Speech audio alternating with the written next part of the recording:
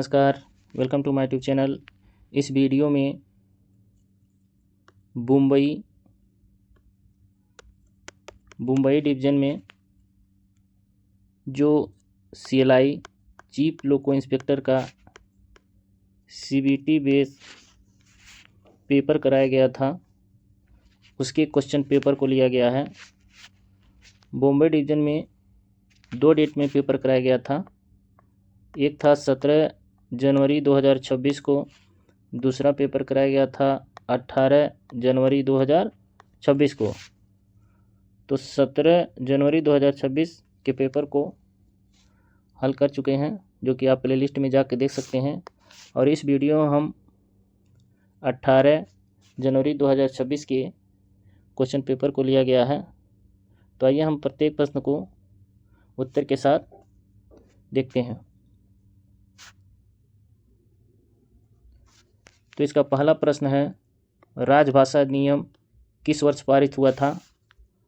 तो राजभाषा अधिनियम 1963 को पारित हुआ था। इसका नेक्स्ट क्वेश्चन है, हिंदी को राजभाषा कब घोषित किया गया था? तो हिंदी को राजभाषा 1950 में घोषित किया गया था। तो इसका सही ऑप्शन है बी। नेक्स्ट है, राजभाषा अधिनियम 1963 की धारा 3(1) के अनुसार अंग्रेजी का प्रयोग कब तक किया जा सकता है?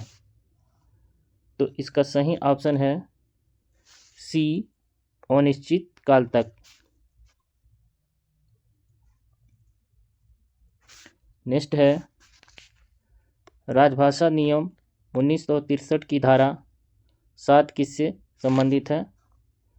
तो इसका सही ऑप्शन है सी, अधिनियमों और नियमों का हिंदी अनुवाद।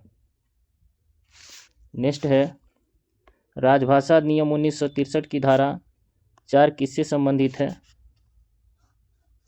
तो राजभाषा नियम 1963 की धारा 4 हिंदी और अंग्रेजी दोनों का प्रयोग है। इसका सही ऑप्शन हो जाएगा डी। नेक्स्ट है, संसदीय राजभाषा समिति का गठन किस वर्ष हुआ था? तो संसदीय राजभाषा समिति का गठन 1959 में हुआ था। तो इसका सही ऑप्शन हो जाएगा बी। संसदीय राजभाषा समिति किस मंत्रालय के अधीन कार्य करती है? तो संसदीय राजभाषा समिति गृह मंत्रालय के अंतर्गत कार्य करती है। तो इसका सही ऑप्शन है ए। नेक्स्ट है, प्रथम राजभाषा आयोग के अध्यक्ष कौन थे?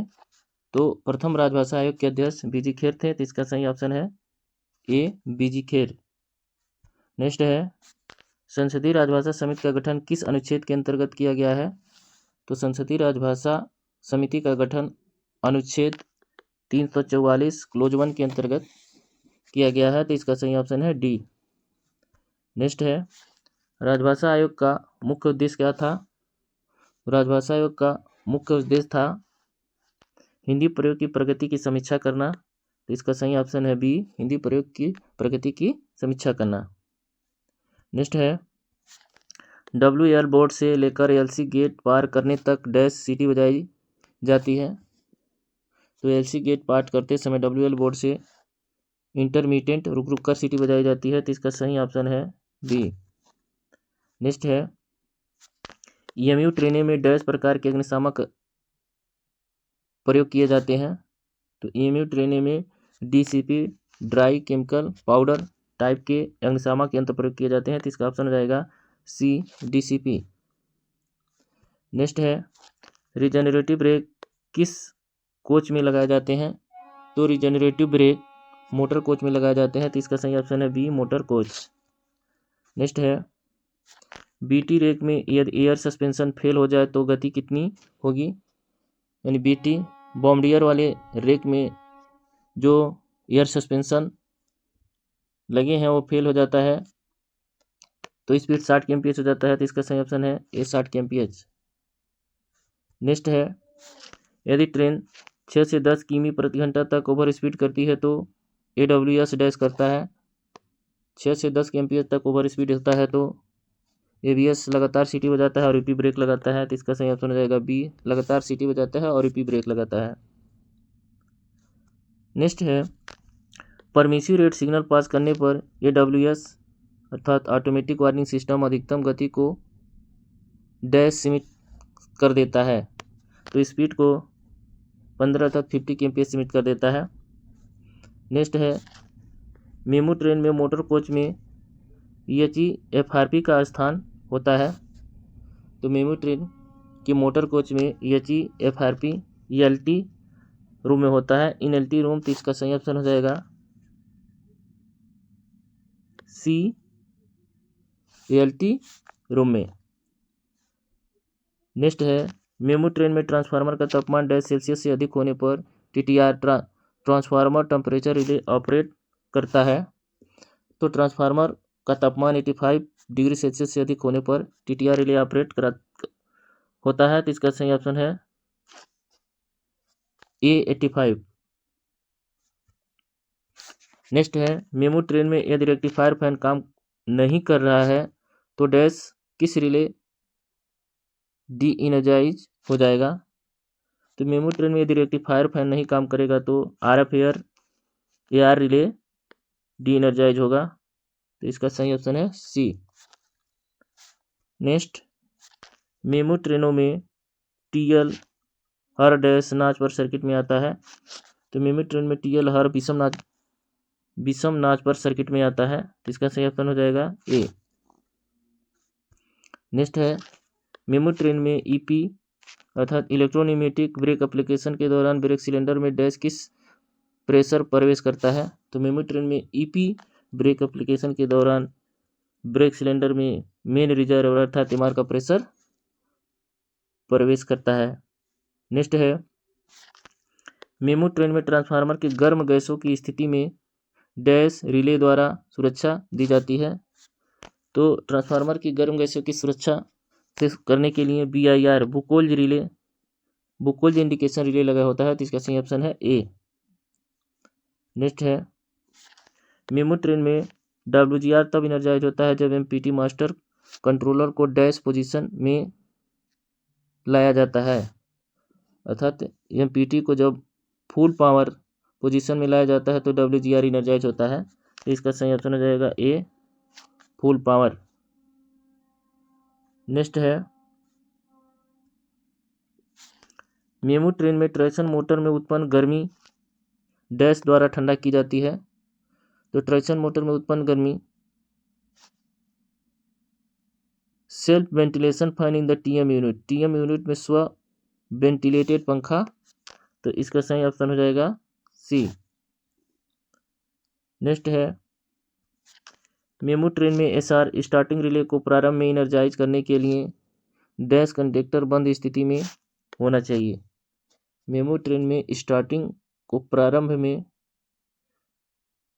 रिले को प्रारंभ में इनर्जाइज करने के लिए मोटर कंडक्टर बंद स्थिति में होना चाहिए। तो इसका सही ऑप्शन जाएगा A। नेक्स्ट है मेमू ट्रेन में OLP डैश बाइंडिंग की सुरक्षा करता है। तो मेमू ट्रेन में OLP प्राइमरी बाइंडिंग की सुरक्षा करता है। तो इसका सही ऑप्शन हो जाएगा A प्राइमरी बाइंडिंग। नेक्स्ट है MPH मोटर में अर्थ फॉल्ट होने पर DJ रिले के माध्यम से ट्रिप होता है। तो MPH में अर्थ फॉल्ट होगा तो QA रिले द्वारा DJ ट्रिप होगा, क्योंकि कन्वेंशनल में ऑक्सिलरी पावर सर्किट या ऑक्सिलरियों में अर्थ फॉल्ट होने पर QA रिले इनर्जाइज होकर DJ को ट्रिप कराता है। तो MPH भी एक ऑक्सिलरी है, तो इसलिए QA के द्वारा हमारा DJ ट्रिप होगा। नेक्स्ट है आर्नो का स्टार्टिंग फेज डैश कंडक्टर और डैश रेजिस्टेंस के माध्यम से दिया जाता है।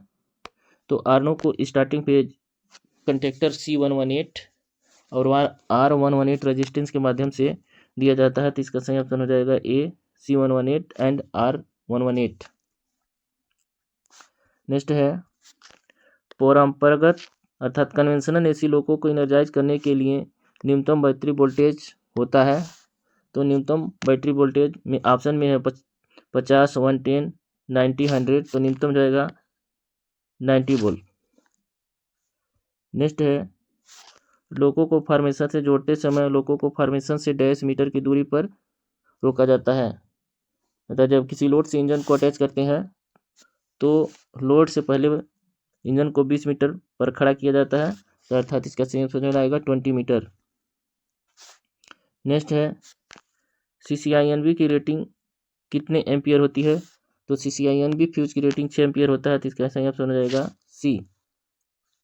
नेक्स्ट है Q118 रिले डैश सेकंड का टाइम लैग होता है, तो Q118 एक सुपरवाइजरी ऑक्सिलरियों का सुपरवाइजरी रिले है, ये 5 सेकंड का टाइम लैग होता है, तो इसका सही ऑप्शन हो जाएगा ए 5 सेकंड। नेक्स्ट है GR की धीमी ऑपरेशन से डीजे को डैश रिले के माध्यम से ट्रिप कर देती है, अर्थात GR 0.6 सेकंड के अंदर यदि घूम नहीं पा रहा है तो Q44 रिले डी एनर्जाइज हो जाता है और डी एनर्जाइज होकर डीजे को ट्रिप करा देगा, तो अर्थात डीजे जो ट्रिप होगा वो Q44 रिले के माध्यम से ट्रिप होगा। नेक्स्ट है डीजे को बंद करने के लिए डैश पुश बटन स्विच का प्रयोग किया जाता है, तो डीजे को बंद करने के लिए BP2 डीजे स्विच होता है, यदि ओपन करने वाला है तो BP1 डीजे हो जाएगा, तो यानी इसका सही ऑप्शन है डीजे को बंद करने के लिए BP2 डीजे पुश बटन का उपयोग किया जा सकता है। नेक्स्ट है Q118 रिले कॉइल में अर्थ फॉल्ट होने पर फ्यूज मेल्ट हो जाता है, तो Q118 रिले को सप्लाई CCPT से मिलता है, यदि इसके रिले में अर्थ फॉल्ट होगा तो CCPT ही मेल्ट होगा, तो इसका सही ऑप्शन हो जाएगा बी। नेक्स्ट है ऑटो सेंडिंग डैश रिले के एनर्जाइज होने पर की जाती है। ऑटो सेंडिंग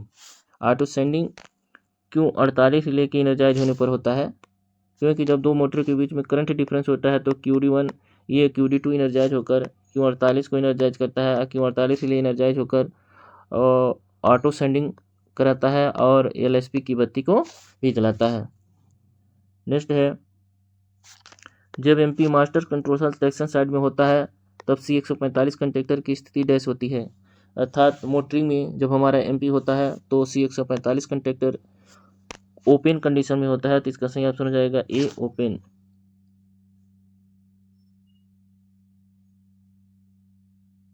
नेक्स्ट है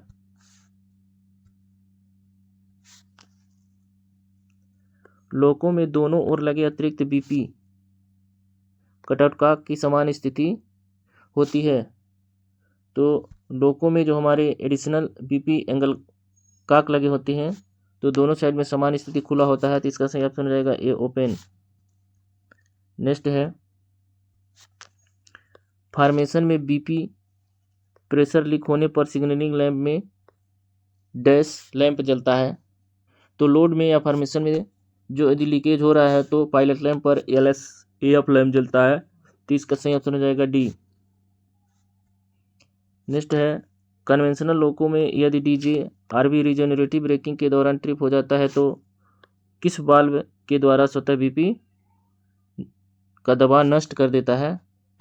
यदि RG कन्वेंशनल लोको में डायनेमिक ब्रेक करते हैं तो उस समय उस कंडीशन में यदि VCB ओपन हो जाए या बच्ची चली जाती है तो हमारा IP magnet valve de energise रहता है और BP प्रेशर को ड्रॉप कर देता है, क्योंकि जो IP मैग्नेट वाल्व होता है उसको सप्लाई CCPT के थ्रू देखेंगे कि Q30 की NY प्लस ABCD की NCI plus IP magnet valve energise होता है, और यहाँ पर देखेंगे कि एक CTF से इंटरलॉक लगा होता है CTF2 का TR साइड में, तो TR साइड में ट्रैक्शन साइड में डीजे ओपन होने पर प्रेशर इसलिए नहीं ड्रॉप होता क्योंकि इधर से इंटरलॉक के थ्रू CTF ट्रैक्शन साइड से सप्लाई मिलती रहती है, एनर्जाइज रहता है, लेकिन जैसे ही हम ब्रेकिंग साइड में ले जाते हैं तो जो CTF ब्रेकिंग साइड में चला जाता है और ये भी पाथ खुल जाता है, यदि नो टेंशन होता है वह चीज़ चली जाती है और किसी कारण से VCB ओपन हो रहा है तो ये रास्ता भी ब्रेक हो जाता है और IP डी एनर्जाइज होकर BP प्रेशर को ड्रॉप कर देता है।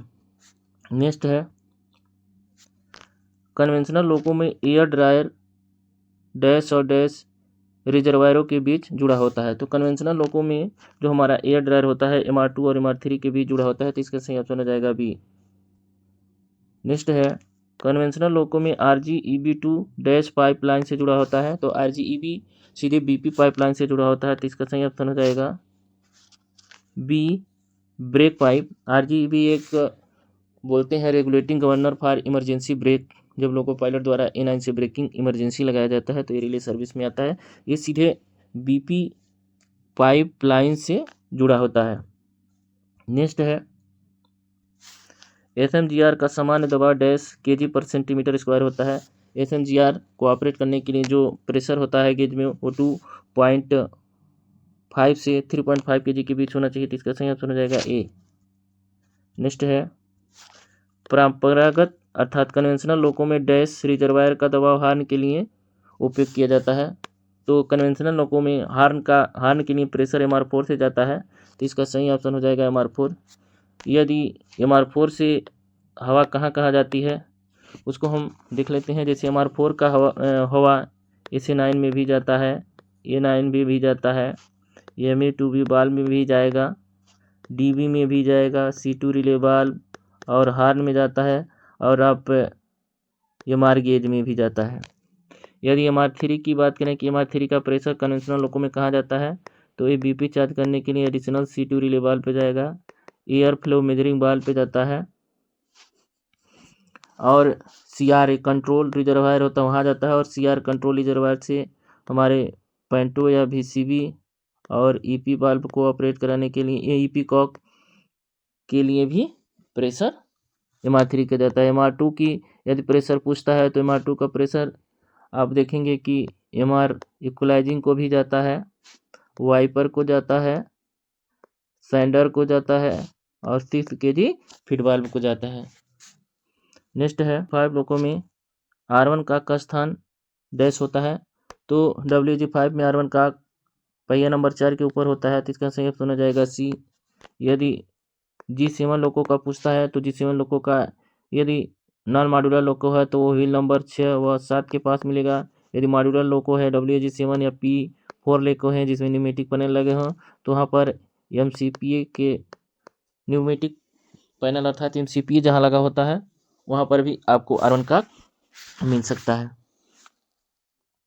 नेक्स्ट है WG5 लोको में RB रिजेनरेटिव ब्रेकिंग के दौरान सभी ट्रैक्शन मोटर फील्ड को डैश आउटपुट दिया जाता है।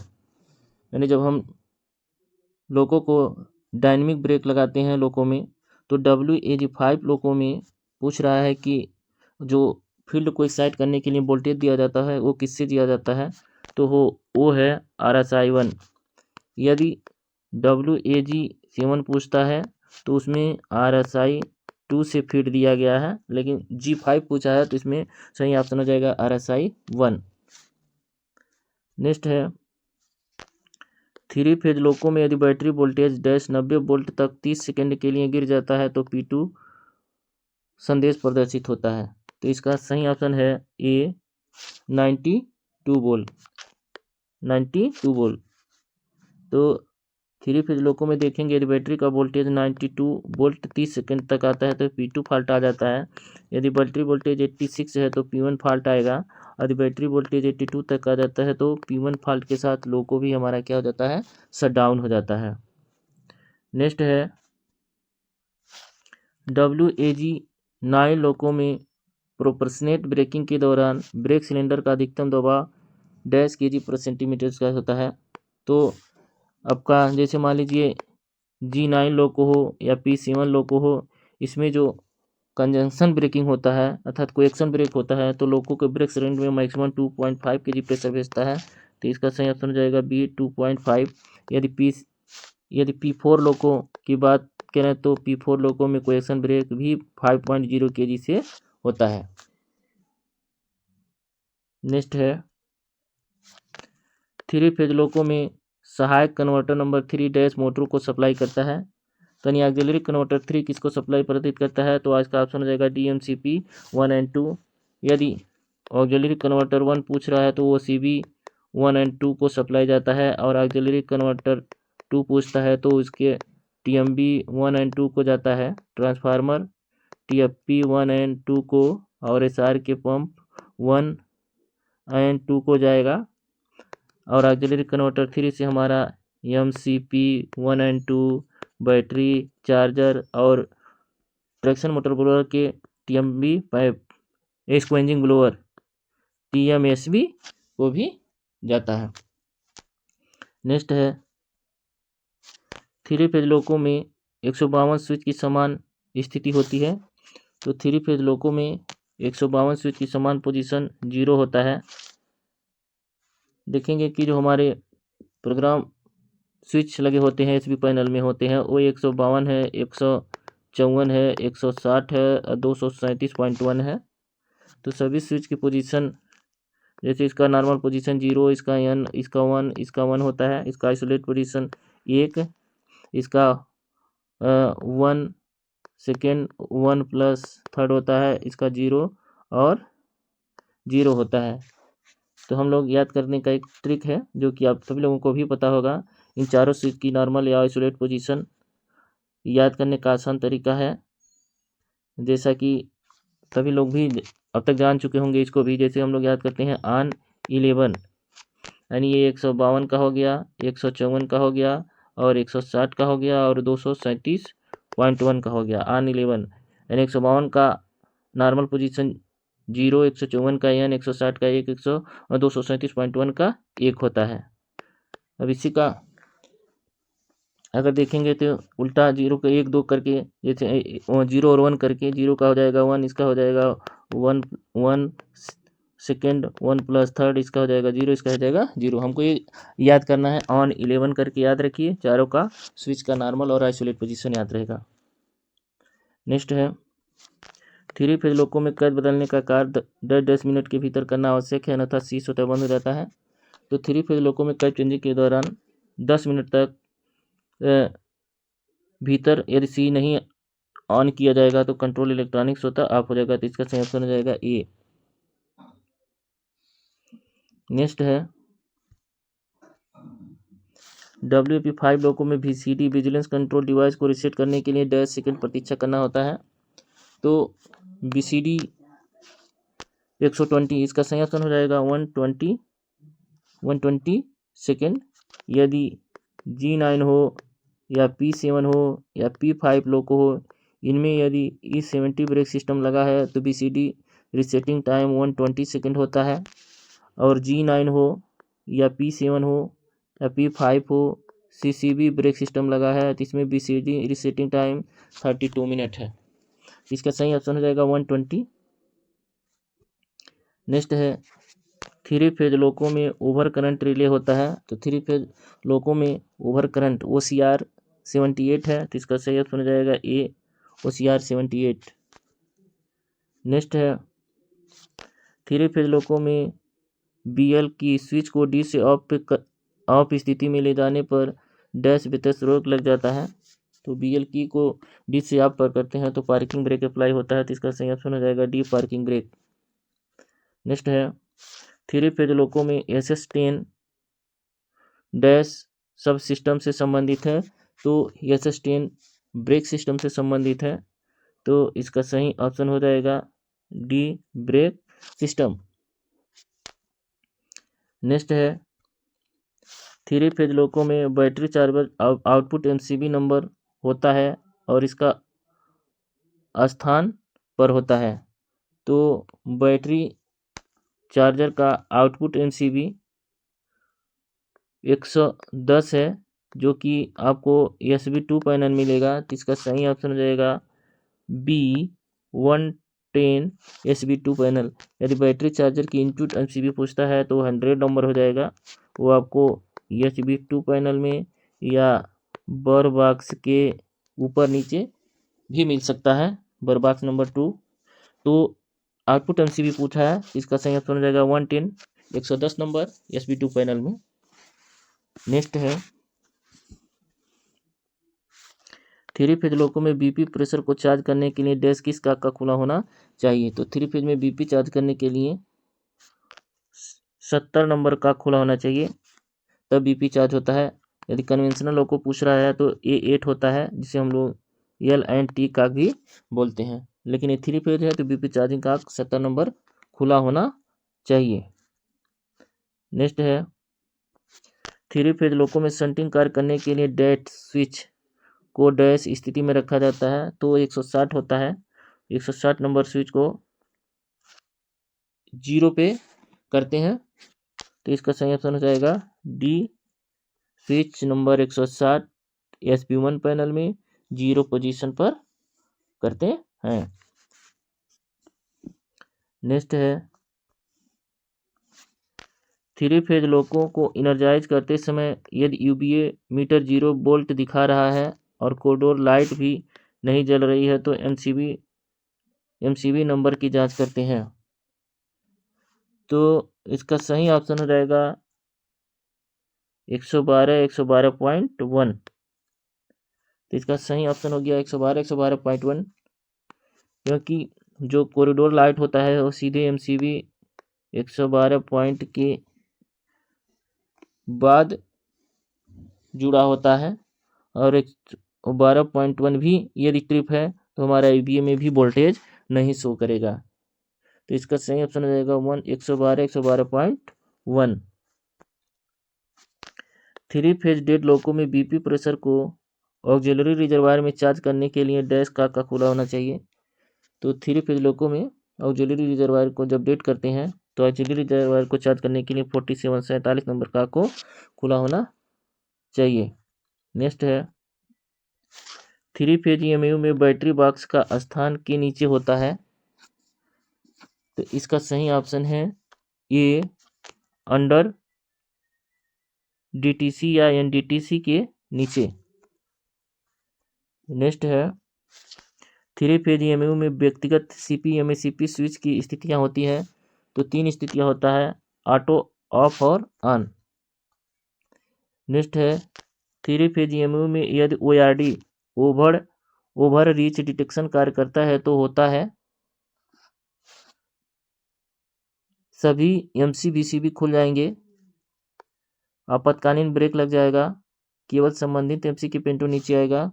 तो ऑप्शन सही है इसका उपरोक्त सभी पेंटो नीचे, ऑप्शन डी इसका सही ऑप्शन है। ऑप्शन डी सभी पेंटो नीचे होंगे। नेक्स्ट है 3 फेज ईएमयू में बीडी बैटरी डायरेक्ट स्विच में प्रदान किया जाता है। तो जो बैटरी का डायरेक्ट स्विच एमसी में है तो इसका सही ऑप्शन हो जाएगा ए 3 फेज ईएमयू में BD battery direct switch MC में प्रदान किया गया है। नेक्स्ट है 3 फेज ईएमयू में सहायक मोटरों को डैश वोल्ट की सप्लाई प्राप्त होती है। तो 3 फेज ईएमयू में सहायक मोटरों में 415 वोल्ट की सप्लाई प्राप्त होता है। तो इसका सही ऑप्शन हो जाएगा सी। नेक्स्ट है 3 फेज ईएमयू में डीएमएच सेवा में तब आता है जब गति किमी प्रति घंटा होती है। तो डीएमएच 5 kmph से अधिक स्पीड होता है तब वो आएगा। तो इसका सही ऑप्शन हो जाएगा ए। 3 फेज ईएमयू में holding brake pressure dash kg पर सेंटीमीटर स्क्वायर होता है। तो 3 फेज ईएमयू में होल्डिंग ब्रेक प्रेशर 0.8 kg पर सेंटीमीटर स्क्वायर होता है। तो इसका सही ऑप्शन हो जाएगा डी। है WG5 लोको में बोगी व्यवस्था का प्रकार है। तो WG5 लोको में कोको बोगी लगा होता है। तो इसका सही ऑप्शन हो जाएगा बी। नेक्स्ट है एटीडी का पूर्ण रूप क्या है। तो एटीडी को हम लोग ऑटो टेंशनिंग डिवाइस है। तो इसका सही ऑप्शन है D auto tensioning device. Next है ओडीसी का पूर्ण रूप क्या है। तो ओडीसी का पूर्ण रूप होता है ओवर डायमेंशन कंसाइनमेंट। इसका सही ऑप्शन हो जाएगा डी। नेक्स्ट है SCADA स्कैडा का पूर्ण रूप क्या है। तो स्कैडा होता है supervisory control and data acquisition. तो इसका सही ऑप्शन हो जाएगा ए। नेक्स्ट है वक्रित ट्रैक पर सपोर्ट पर कंटेक्ट वायर का स्टैगर कितना होता है। तो कंटेक्ट वायर का कर्व पर ±300 होता है और नॉर्मल ट्रैक पर ±200 होता है। तो कर्व पूछा है तो इसका सही ऑप्शन हो जाएगा 300 mm। नेक्स्ट है एसी ट्रैक्शन में कार शेड में रेल स्तर से कंटेक्ट वायर की ऊंचाई होती है। तो कंटेक्ट वायर की ऊंचाई कार शेड में रेल स्तर से 5.80 मीटर। इसका सही ऑप्शन हो जाएगा 5.80 मीटर। नेक्स्ट है रेगुलेटेड OHE में जब तापमान बढ़ता है तो OHE कंडक्टरों का तनाव डैश समान रहेगा क्योंकि रेगुलेटेड OHE में दोनों तरफ एटीडी लगा होता है। जैसा है वैसा रहेगा, तो इसका सही ऑप्शन हो जाएगा सी। नेक्स्ट है एसी ट्रैक्शन में टेंजेंट ट्रैक पर अधिकतम स्पान की लंबाई डॉट डॉट होती है। तो स्पान, दो खंभे के बीच की दूरी को स्पान, उसके बारे में पूछा है। तो टेंजेंट करंट पर 52 मीटर होता है। यदि नॉर्मल में अधिकतम स्पान की लंबाई 72 मीटर होता है और न्यूनतम 18 मीटर होता है, और कर्व पे पूछ रहा है तो इसका 52 होता है, तो इसका सही ऑप्शन हो जाएगा डी। नेक्स्ट है समांतर दो संलग्न 25 kV एसी ट्रैक्शन उपकेंद्र के रूप में कार्य करते हैं।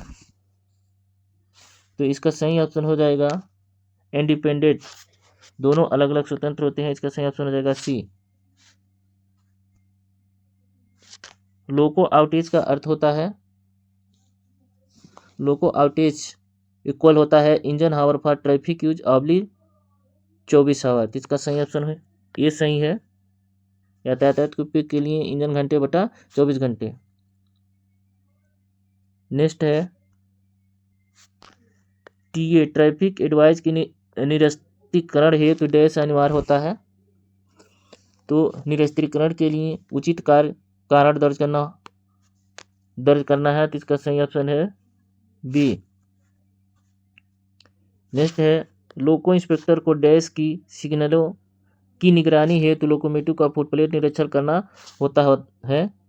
तो ऑप्शन में दिया है क्रू का प्रदर्शन, लोकोमोटिव का प्रदर्शन, ए व बी। तो इसका सही ऑप्शन है हो जाएगा ए और बी दोनों। नेक्स्ट है एएसी का पूर्ण रूप क्या है? तो एएसी का पूर्ण रूप है एवरेज एनुअल कंजम्पशन। इसका सही ऑप्शन हो जाएगा डी, एवरेज एनुअल कंजम्पशन।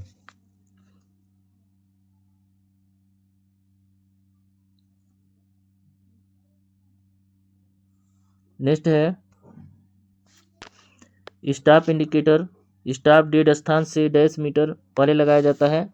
तो 30 मीटर पहले लगाया जाता है, तो इसका सही ऑप्शन हो जाएगा सी, 30 मीटर। नेक्स्ट है ऑटोमेटिक सिस्टम में गेट सिग्नल की पहचान द्वारा की जाती है। तो गेट सिग्नल, ऑटोमेटिक सिस्टम में गेट सिग्नल की पहचान, ऑप्शन में प्रकाशित ई मार्का और जी मार्का।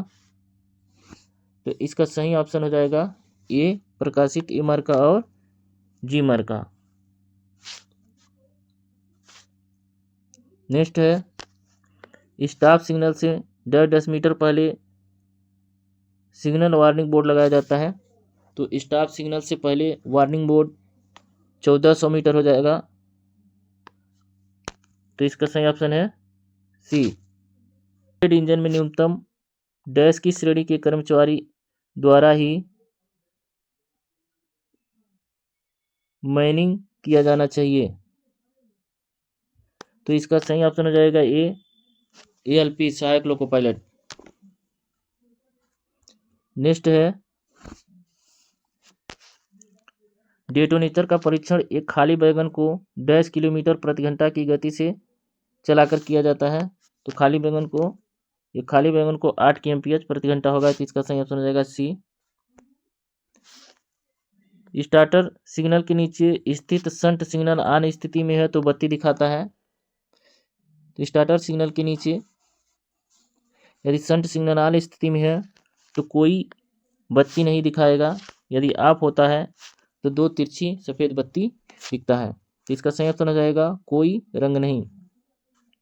नेक्स्ट है सिग्नल साइटिंग समिति प्रत्येक डैश महीनों में एक बार फुटप्लेट निरीक्षण पर जाएगी। तो इसका सही ऑप्शन होता है 3 महीने में। तो ऑप्शन हो जाएगा डी। नेक्स्ट है कॉलिंग ऑन सिग्नल केवल 2 अवसरों पर ही प्रयोग किया जाता है, वह है डैश और। तो इसका सही ऑप्शन है पॉइंट फेल्योर, इंटरलॉकिंग कार्य में, या पटरी से दुर्घटना, सिग्नल खराब है, लाइन व्यस्त है, उपरोक्त में से कोई नहीं। तो कॉलिंग ऑन सिग्नल केवल 2 अवसरों पर उपयोग किया जाएगा, या तो सिग्नल खराब है या तो लाइन व्यस्त है। तो इसका सही ऑप्शन हो जाएगा सी, सिग्नल खराब है या लाइन व्यस्त है। नेक्स्ट है एडवांस स्टार्टर सिग्नल डैश सुरक्षा करता है। तो एडवांस स्टार्टर ब्लॉक सेक्शन के सुरक्षा करता है?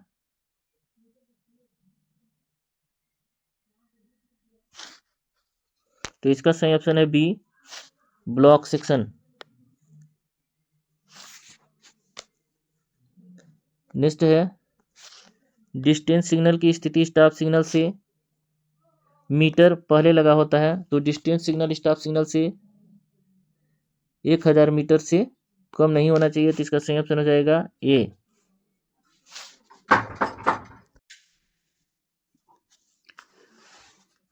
नेक्स्ट है, कलर लाइट क्षेत्र में डिस्टेंस सिग्नल की पहचान की जाती है, तो कलर लाइट क्षेत्र में डिस्टेंस सिग्नल की पहचान पी मार्कर से होता है, तो इसका सही ऑप्शन हो जाएगा ए, पी मार्का। नेक्स्ट है, सामान्य नियमों में संशोधन डैश किसके द्वारा किया जा सकता है? तो सामान्य नियमों में संशोधन रेलवे बोर्ड द्वारा किया जाता है, तो इसका सही ऑप्शन हो जाएगा डी, रेलवे बोर्ड। नेक्स्ट है, क्लास डी स्टेशन पर स्टेशन सीमा डैश के बीच उपलब्ध होती है, तो प्लेटफॉर्म के छोर से, तो इसका सही ऑप्शन हो जाएगा ए, प्लेटफॉर्म एंड। नेक्स्ट है, स्टेशन सीमा एक ब्लॉक स्टेशन पर सिग्नलों के बीच उपलब्ध होती है, तो स्टेशन सीमा एक ब्लॉक स्टेशन पर सबसे आउटर मोस्ट सिग्नलों के बीच उपलब्ध होता है, तो इसका सही ऑप्शन हो जाएगा बी, सबसे बाहरी वाला सिग्नल। नेक्स्ट है, एबीसी विश्लेषण में इन्वेंट्री नियंत्रण के लिए दृष्टिकोण से किन वस्तुओं पर अधिक ध्यान दिया जाता है? तो इसका सही ऑप्शन है ए श्रेणी। नेक्स्ट है, पैतृक अवकाश के दौरान वेतन कितना मिलता है? तो पैतृक अवकाश के दौरान वेतन 100% मिलता है। नेक्स्ट है, क्या चाइल्ड केयर लीव कई बार में ली जा सकती है? हाँ, कई बार में ली जा सकती है, तो इसका सही ऑप्शन है बी, यस। नेक्स्ट है, रेलवे कर्मचारी को डैश बनाए रखना चाहिए, पूर्ण ईमानदारी, कर्तव्य के प्रति निष्ठा, तो इसका सही ऑप्शन है सी, ए व बी दोनों। नेक्स्ट है, भारतीय रेल में अनुशासनात्मक कार्यवाही किस नियम के द्वारा शासित होती है? तो इसका सही ऑप्शन है 1966, रेलवे सेवाएं आचरण नियम 1966, तो इसका सही ऑप्शन है सी, रेल सेवाएं आचरण नियम 1966। नेक्स्ट है, एमएस पावर पॉइंट में कौन सा व्यू सभी स्लाइड को छोटे रूप में दिखाता है? तो इसका सही ऑप्शन है D, slide shorter view. Next है, एमएस वर्ड में फाइंड डायलॉग बॉक्स खोलने का शॉर्टकट क्या है? तो इसका सही ऑप्शन है ए, कंट्रोल एफ। नेक्स्ट है, एमएस वर्ड में रीडो करने का शॉर्टकट क्या है? तो एमएस वर्ड में रीडो का शॉर्ट करने का है कंट्रोल वाई, इसका सही ऑप्शन है सी, कंट्रोल वाई। नेक्स्ट है, एमएस वर्ड में पेज नंबर डालने का फीचर कौन सा होता है? तो एमएस वर्ड में पेज डालने का फीचर हेडर एंड फुटर होता है, तो इसका सही ऑप्शन है हेडर एंड फुटर। नेक्स्ट हो जाएगा, कौन सा फीचर शर्तों के आधार पर सेल्स को हाईलाइट करता है? तो इसका सही ऑप्शन है कंडीशनल फॉर्मेटिंग, तो इसका सही ऑप्शन हो जाएगा सी। नेक्स्ट है, कौन सा फीचर स्लाइड के बीच इफेक्ट जोड़ता है? तो इसका सही ऑप्शन है ट्रांजिशन, तो ऑप्शन हो जाएगा ए, ट्रांजिशन। नेक्स्ट है, नया स्लाइड बनाने का शॉर्टकट क्या है? तो नया स्लाइड बनाने के लिए शॉर्टकट कंट्रोल एम होता है, कंट्रोल प्लस एम। नेक्स्ट है, पावर पॉइंट में स्लाइड को बाहरी फाइल या वेबसाइट से जोड़ने का फीचर कौन सा होता है? तो हाइपरलिंक होता है, तो इसका सही ऑप्शन हो जाएगा डी, हाइपरलिंक। नेक्स्ट है, what is the main purpose of filter in the Excel? यानी एक्सेल में फिल्टर का मुख्य उद्देश्य क्या होता है? तो इसका सही ऑप्शन है सी, अनचाहे डेटा को अस्थायी रूप से छिपाने के लिए। ऑप्शन हो गया सी। नेक्स्ट है, कौन सी प्रॉपर्टी टेक्स्ट को सेल में कई लाइनों पर दिखती है? तो इसका सही ऑप्शन है wrap text, option D. Next है, एक्सेल में चार्ट विकल्प किस टाइप में होता है? तो इसका सही ऑप्शन है बी, इंसर्ट। धन्यवाद। वीडियो अच्छा लगा तो लाइक करें, शेयर करें। जो भी साथी यूट्यूब पे नए हो कृपया चैनल को सब्सक्राइब करें, बेल आइकन जरूर दबाएं।